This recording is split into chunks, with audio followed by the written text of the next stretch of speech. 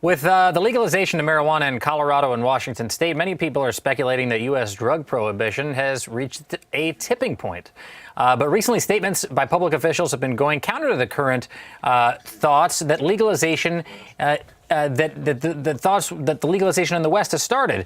So here's the big question. Which way is the discussion going? Is it going towards full-on legalization, or are we going towards the continuation of the war on drugs and the drug war? Joining me to discuss this right now in the Google Hangout, Diane Goldstein, a spokesperson for LEAP, Law Enforcement Against Prohibition, and a retired lieutenant, and San Ho Tree, a fellow at the Drug Policy Project of the Institute for Policy Studies. Welcome to both of you. Hey, Jacob. Thanks for being here. Always my pleasure. So, Santa, I want to start with you. Are you surprised with, well, maybe I should say first, and I'll read the quote of what happened. Basically, the Costa Rican ambassador asked Hilary Clinton what she thought about the war on drugs. The full quote, and I have actually the full statement. Let me just read you her question. She said, "Thank you, Madam Secretary. I'm ambassador of Costa Rica. I'm sitting next to the ambassador of Honduras and the ambassador of Dominican Republic. So my question to you is about the war on drugs and the violence that is inflicted. Do you, since we're all, I think, sort of agreeing we need to reconfigure it, or it's being reconfigured even as we speak, are you hopeful about eventually winning it?" So were you surprised by that question? What did you make of that question? Well, I think she gave a very off-the-cuff and Clintonian answer in that she said that she didn't believe that legalization would solve the problem. Well, no one's asking, whether this will solve the problem. Would it ameliorate the problem? Would it take a lot of the pressure off? Would it deprive a lot of criminal groups from a lot of revenue? Sure, it would. So she's not speaking on behalf of the administration. I don't think this was the considered policy response that we've all been waiting for. And in fact, the drug czar himself, Gil Kerlikowske, yesterday was on Marketplace Radio on NPR. One of the first interviews he's given since the vote in Colorado and Washington state.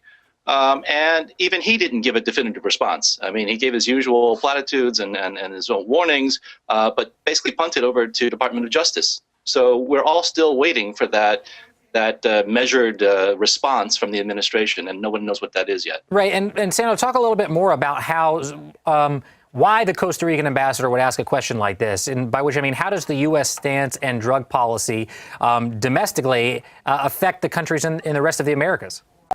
Oh, it's tremendous. What the votes in Colorado and Washington state have done is opened up a tremendous amount of political space in Latin America and the rest of the world to really push back on U.S. drug policy. And the U.S. has been the driver for the drug war for so many years now, although other countries are now also trying to get in the mix, Russia, for instance. But they're able to say, look, if your own citizens are voting against this, where do you get the legitimacy to ram this stuff down our throats and to have these incredible draconian policies that involve a lot of clawback and reprisals if we dare dissent from the U.S. drug war, if we're decertified, so to speak, by the State Department? That means there are all kinds of economic sanctions that go into place.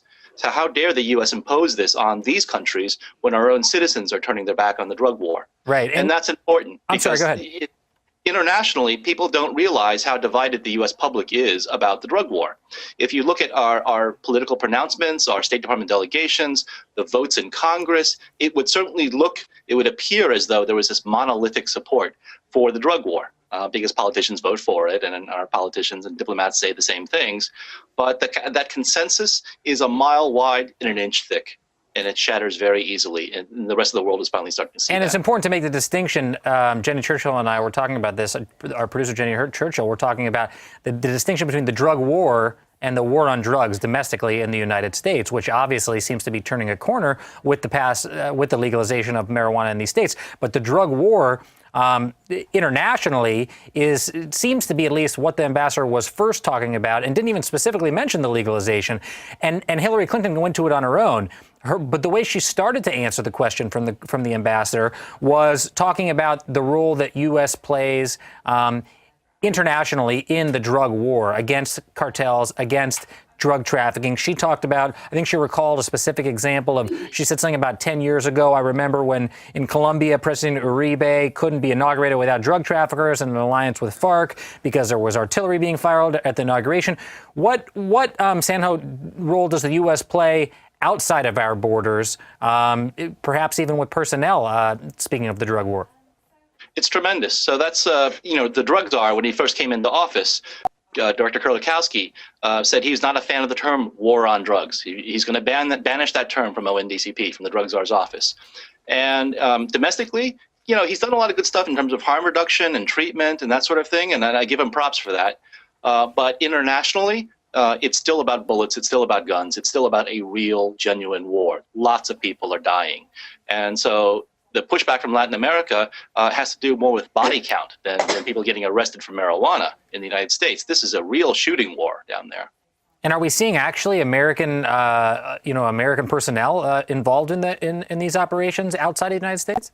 Oh, absolutely.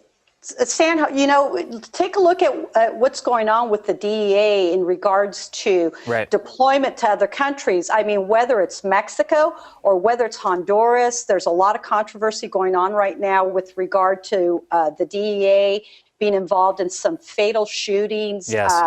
So there's you look at the DEA, they're not operating as true law enforcement. They're operating in a much more militaristic fashion. And the problem is they have a hard time when they transition back to doing law enforcement in America, and they continue to use the same type of tactics in America. And that's why you're seeing, I think, a big part of the pushback in our society and so our citizens are saying, no, we're not going to allow you to be oppressive in America, which gives these other countries the right to say we should not be allowed to be oppressive in their societies as well. And I would agree with that. The DEA has done what I call mission creep.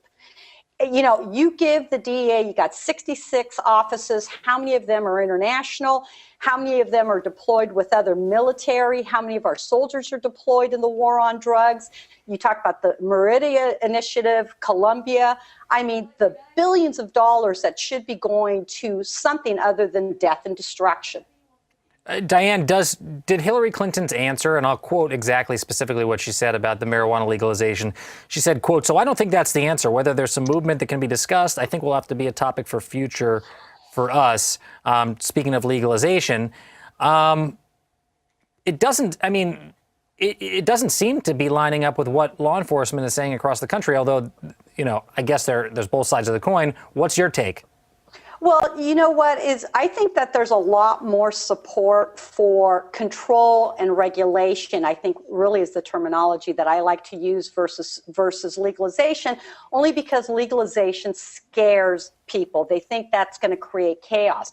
But if you talk to law enforcement officers who are working on the street, and you saw it in that Reason Hit and Run piece, is the police one unscientific survey that it may be, you see the support growing towards, we need to control and regulate marijuana like we do alcohol, so law enforcement can go back to doing much more important duties. And, what our politicians don't have, they don't have boots on the ground.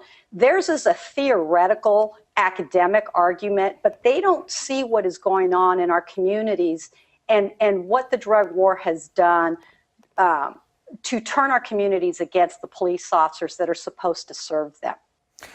Diane, what do you think about these statements that we've seen now coming from Hillary Clinton and coming from law enforcement, and put together the fact that we've seen in that recent article that you cited, it cited an ABC News interview with Jim Pascoe, executive director of the Fraternal Order of Police, who said that law enforcement community is universally consistent in its opposition to legalizing pot.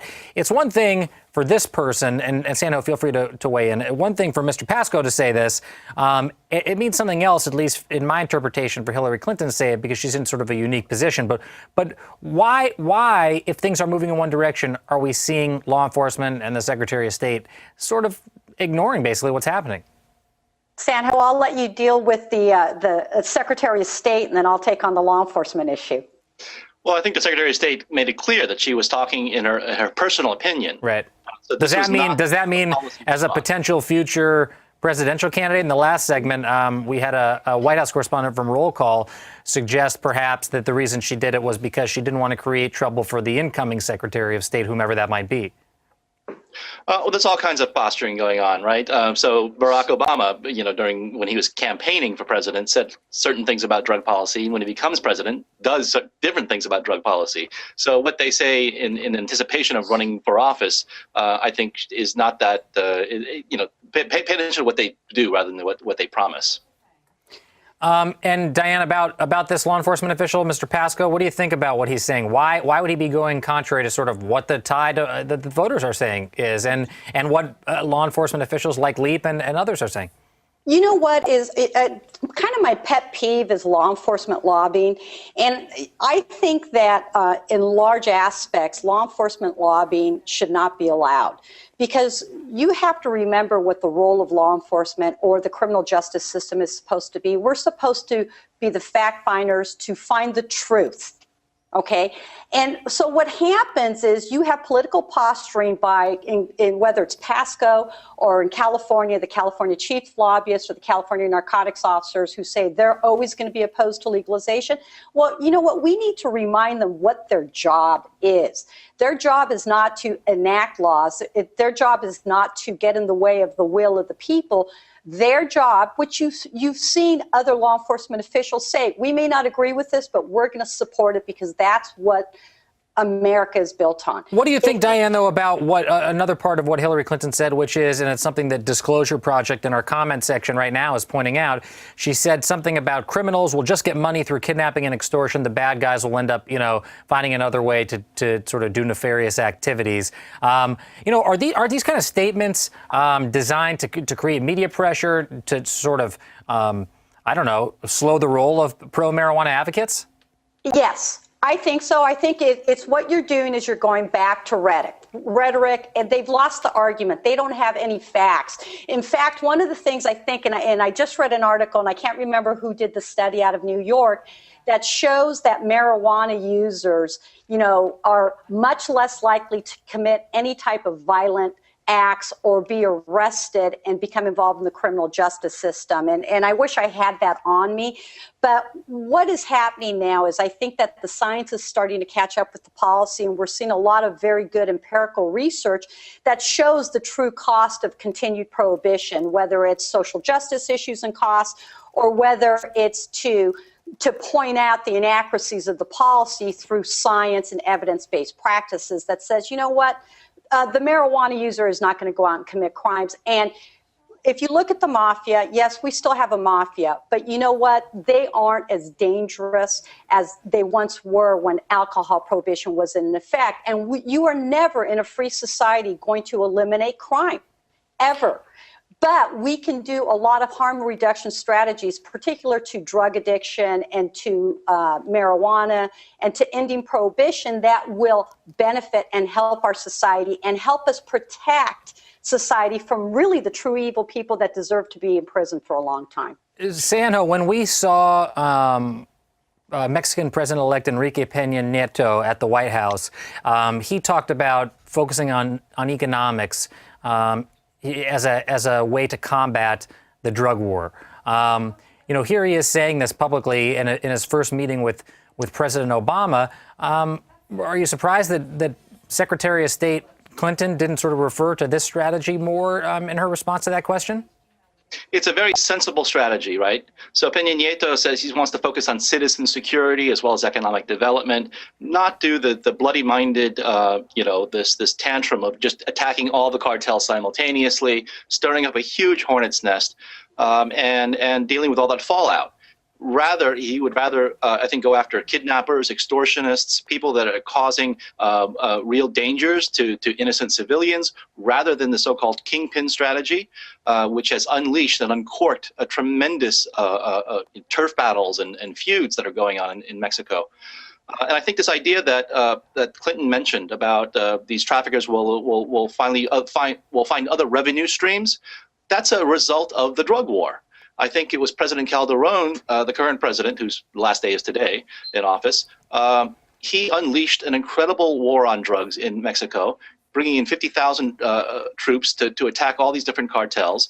And, the knee-jerk solution of throwing water onto a fire makes sense to a lot of voters, But if you've ever had an electrical fire or a grease fire, you know that throwing water onto it is the worst thing you could possibly do, which is exactly what he did in terms of the drug war. And that unleashed tremendous amounts of violence. The state was incapable of solving that problem. And what it did was it emboldened all other forms of criminal actors to respond by, look, the state is powerless. They can't stop us from trafficking drugs, from doing anything that we want, basically. And that emboldens a lot of extortionists, kidnappers, and others who then, so it's a complete unraveling of the social contract. That is the victim. That is the ultimate victim of this war on drugs. And that's a directly result of prohibition. So I think we need to look at how to repair that social contract. That takes a long time, and it's easy to destroy, but it takes a long time to rebuild. Why don't we? Oh, go ahead, Diane. Sorry. Sanho brought up something real interesting. You start talking about the social contract theory. We, the citizens, give up our rights to allow government or law enforcement to come in and to protect us. And what the drug war has done very clearly is it has severed the relationship between law enforcement and the community. The drug war has severed the United States relationship to helping other countries, whether it's Canada or, Latin America.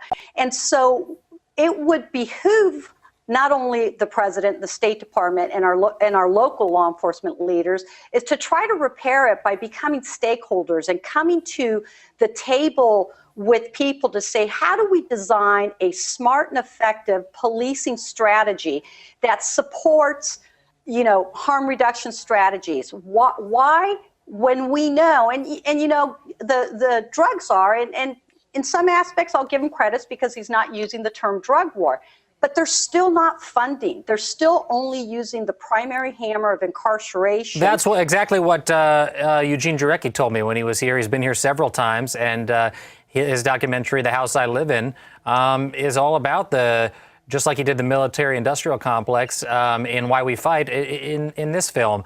And I want to go to a comment here from Apostado One watching now who says there's a real, and this is the same point you're making, there's a real trickle-down effect going on, which is that, and the same point that Jarecki makes, which is that our drug war enriches and empowers the cartels in, let's say Mexico. Why? Here's a question. We hear not very much about the war on drugs domestically. We hear even less about the drug war outside of the United States. Why is that? Because America, this is so difficult sometimes. I think because our country is very comfortable. We have a different standard of living. We're not living there. I was born in Mexico City. I have family in Mexico City. All my family in Mexico City is sitting there hoping, against all hope, that the United States would fully legalize marijuana because they believe that that's going to be a solution to what is going on in their country. And so we tend to demonize Mexico because of the immigrant issue, because of our borders, for a lot of different reasons. And it wasn't until this year, I was on the first leg of the Caravan for Peace, when you really sit down and you talk to mothers and fathers and siblings whose family have disappeared, who have no idea where their sons and daughters or parents' bodies are. When you start hearing about the horror stories of what our money has done to impact their society, it changes you. And so, LEAP is really trying to get the message out that this is not just about the United States. It's how we treat all our neighbors. It's what our policy does to embolden evil and corruption in other places. And we as Americans need to speak out to demand that our government change the policy, because what happens in Mexico will happen here. And you see it. You see the police state has developed. We've lost our civil liberties incrementally because the drug war, and now the war on terrorism. And I don't understand politicians who only view the legalization of marijuana as a single issue. It is not a single issue. No, that's a great point. And you, the interconnectedness is something that we don't think about enough. And it's something that N. Franklin in our comments is pointing out right now. The drug war proceeds are used to start other criminal enterprises. All companies use profits to begin other enterprises. Sanho, if domestically we can have the federal government shut down organized crime families. And we've seen on 60 Minutes recently in the last couple of weeks some of the super cartels taking big hits. Is there ever a prospect in which we could see these cartels, sort of suffer like the mafia did here in the United States? No, because you're talking about lots of different individual actors all around the globe, right? I used to be a military historian years ago, and one of the things I learned is that using a war paradigm, wars are about employing brute force to extract a concession, a capitulation from a rational state actor, right? Country A uses its military against country B to get the surrender. We're applying this tactic against plants, essentially. Plants are not rational actors. They don't sit in the ground and think, oh, what's the latest threat coming from the US Congress? Am I going to get hit by a spray plane? Will I fetch a better price in the market 6 months from now? Plants obey the laws of nature and the laws of the market. The problem is that the policy of prohibition has given these plants such incredible value, artificial value, that millions of individuals have attached themselves to the drug economy around the world, whether out of poverty or to fund an insurgency or to feed their own addiction or simple greed. These people get into the drug economy because they think they'll get away with it. Most of them do. Most of them are never caught. And so you will never get a coherent surrender, capitulation from all of these individual actors. There is no high command of the international drug trade that says finally, okay, you guys, we're licked. We've had enough. You growers stop growing. You users stop using. Traffickers stop trafficking. Money launderers cut it out. Let's all surrender now. That will never happen. This is by definition a forever war. Let me play the devil's advocate here. So let's say marijuana is legalized in the United States. It's not like we're going the route of Portugal or Uruguay that has pretty much across the board decriminalization and had seen great success doing that. So it's not like it's going to stop the cartels from dealing in other drugs. I'm going to say this. I loved Ron Paul when he was actually allowed to be in one of the debates where he stated, if heroin and methamphetamine were legal today, how many of us would raise our hands and say, I'm going to go use it? Is you look at heroin addiction and cocaine and meth addiction is a very, very small percentage of the drug issue in the United States. And so what we have to focus on is harm reduction strategies to reduce the usage, just like we did tobacco or teen. Right, but I guess my very specific question is if we even did legalize, if marijuana was put into a different category of controlled substance or taken out of these categories altogether and regulated more like alcohol nationwide, would it really make a difference in the in the drug trade? Because, and Sano, tell me why? Because aren't these cartels still dealing with much harder drugs and a very big operation way beyond marijuana? Right now, the dealer who sells you marijuana may as well sell you something addictive, methamphetamines, heroin, to get a repeat customer, right? They want something that's addictive, that's going to generate more revenue for them. If you can break the link between the so-called soft drugs, marijuana and hashish and cannabis products, versus the so-called hard drugs, this is exactly what the Dutch did, right? When they set up these coffee shops, is they try to sever that link so that the dealer who sells you the marijuana in the coffee shop in a regulated environment is not going to be selling also other hard drugs. And so you have to then look much harder and go out of your way to find those other substances. And so that's been largely effective in terms of isolating and insulating those two classes of drugs. You also are going to eliminate what conservatively is 60% of their profit margin. Is, all the studies that I've read has shown that the cartels derive about 60% of their monies from marijuana. That's a huge hit that they are not going to be able to sustain. So you're attacking them both economically by taking their power and their base away from them. And then you work on devoting a smart and effective police strategy to really target them when they are out there committing violent crimes. You can do that whether you do it in Mexico or you do it in the United States. I ran a surveillance team. I had a 5 to 6 man surveillance unit. And the best police work we did is when we had a known violent offender or a criminal that was a serial burglar, when we targeted him specifically and built a great case, we sent that person away for a long time so they couldn't victimize people. With drugs, all you're doing is playing the most expensive whack-a-mole game. ever in our whole entire society. So let's look at different strategies that work. And speaking of strategies that work, Hillary Clinton at least thinks that what went on in Colombia has worked or has improved the situation there. Why did she use that example, and why, what's gone on there, Sanho, that it hasn't gone on in Mexico and clearly hasn't, the situation hasn't. I mean, it may have improved in cities like Juarez, but not on the whole.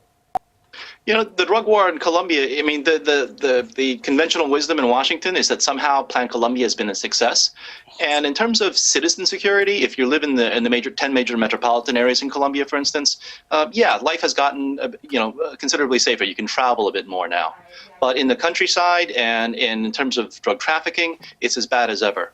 So that in the year 2000, when we first started debating Plan Colombia in the United States, about 90% of U.S. cocaine originated from Colombia. Today, it's about 95%. That's staggering.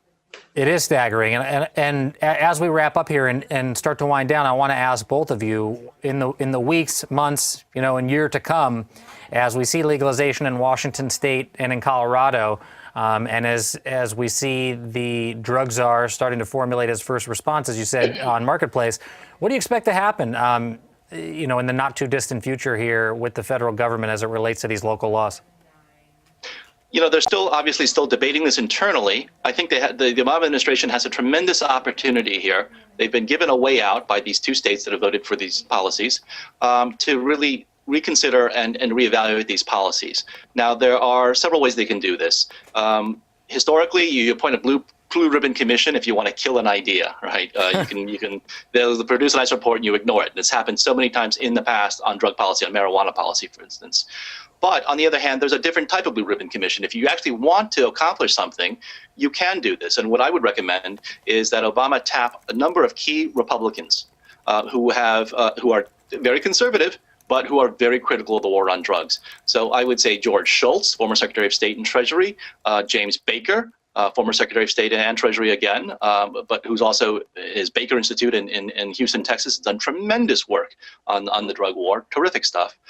Even Donald Rumsfeld, who as Secretary of Defense was actually very much against the drug war. For all his other faults, but on drug war, he was actually quite rational. And so there are lots of both elected officials who are former Republican members of Congress, for instance, as well as these appointed officials, as well as a lot of conservative police and military, ex-military folks who can get together and be part of this commission. And that would take the third rail sting out of this issue because it would give them a human shield. The drug war has always been the mother of all political footballs in Washington, and so each party will attack the other if they sense any kind of weakness. But this gives a tremendous opportunity then to have some cover from conservative Republicans. I will say that hopefully Chris Christie steps up. He did step up before the Republican convention, saying he thought the war on drugs was a failure. But afterwards and at the convention, he hasn't said a thing about it. After seeing his bipartisanship, Sanho, with President Obama after Hurricane Sandy, maybe this will be a new chapter for Chris Christie, too. Maybe he'll be on that bipartisan commission. He still has skin in the game. Exactly. So he still has a political future. So that's the problem. Exactly. But once they retire from office, they're incredibly frank and they're incredibly honest and they're passionate. Many of these people, and so I would really take advantage of that. I would definitely try to get Baker and Rumsfeld and Schultz and these people to speak out on this issue. Hear, hear. All right. Well, I know we lost Diane, but we're going to wrap it up anyways. Sanho, thanks to you as well, and have a wonderful weekend. Thank you. Stick around, everybody. More coming up tonight on HuffPost Live.